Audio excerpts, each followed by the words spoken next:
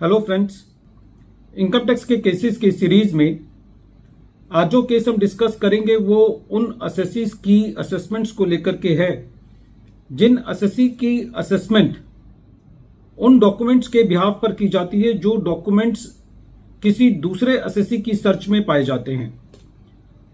पहले उन असेसीज की असेसमेंट एक ब्लॉक असेसमेंट के तहत की जाती थी। 2003 के बाद सेक्शन 153C में की जाती थी और जो प्रेजेंट कानून है उसके अंदर भी ब्लॉक असेसमेंट को दोबारा इंट्रोड्यूस कर दिया गया है। प्रेजेंट केस में कलकत्ता हाई कोर्ट के सामने ये इशू था कि यदि किसी ऐसे एसएससी की असेसमेंट की जाती है जिस एसएससी के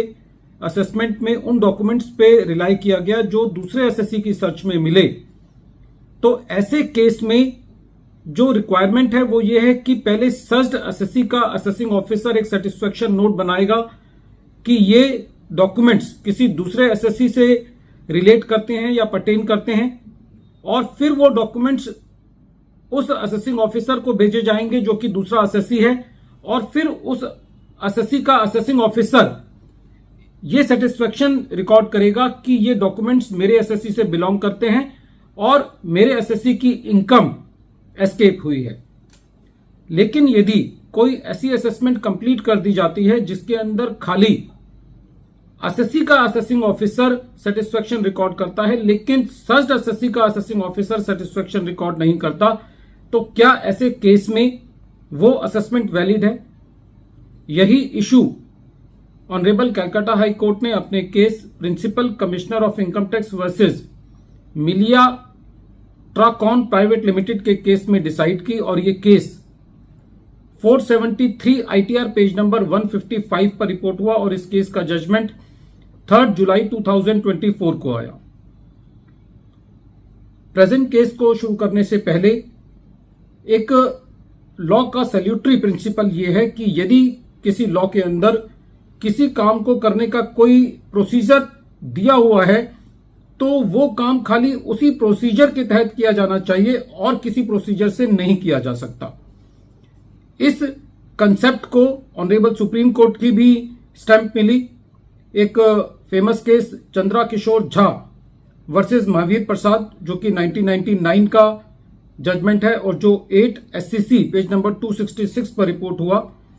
उस केस के अंदर सुप्रीम कोर्ट का यह कहना था कि यदि लॉ के अंदर किसी काम को करने का कोई प्रोसीजर दिया हुआ है तो वो काम खाली उसी प्रोसीजर के तहत से किया जाना चाहिए और किसी प्रोसीजर से वो काम नहीं होना चाहिए। प्रेजेंट केस के अंदर एक UIC ग्रुप के ऊपर सर्च हुई जिस ग्रुप के अंदर एसएससी से रिलेटेड कुछ शेयर सर्टिफिकेट्स मिले और उसके बिहाफ पर एसएससी की असेसमेंट सेक्शन 158B के तहत की गई,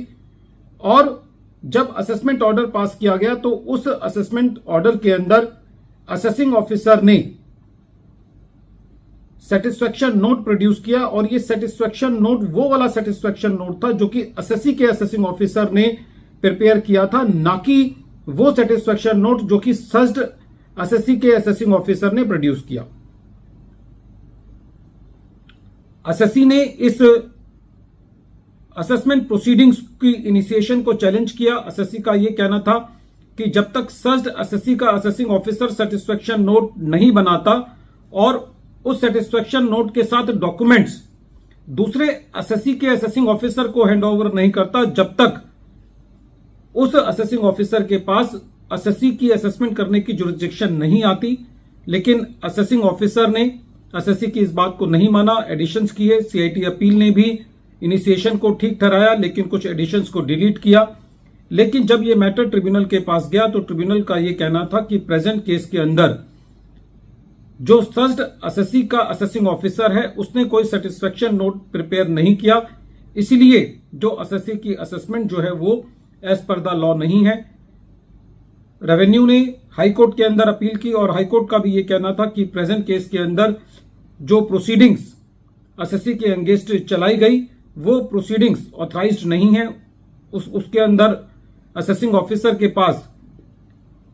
जो वैलिड जुरिस्डिक्शन थी वो नहीं है, क्योंकि सर्च्ड असेसी के असेसिंग ऑफिसर ने सेटिस्फेक्शन रिकॉर्ड करके ये डॉक्यूमेंट्स असेसी के असेसिंग ऑफिसर को नहीं दिए। फ्रेंड्स, ये केस इस चीज का एक बेस्ट एग्जाम्पल है कि जब तक लॉ के अंदर जो प्रोसीजर दिया हुआ है उस प्रोसीजर को फॉलो नहीं किया जाएगा, जब तक वो प्रोसीडिंग्स जो हैं वो वैलिड नहीं होती। वीडियो के अंत में एक बार फिर मैं केस का नाम रिपीट कर रहा हूं। केस का नाम है principal commissioner of income tax versus Milia Tracon private limited, और ये केस 473 ITR पेज नंबर 155 पर रिपोर्ट हुआ। मैटर कलकत्ता हाईकोर्ट ने 3 जुलाई 2024 को डिसाइड किया। Thank you friends.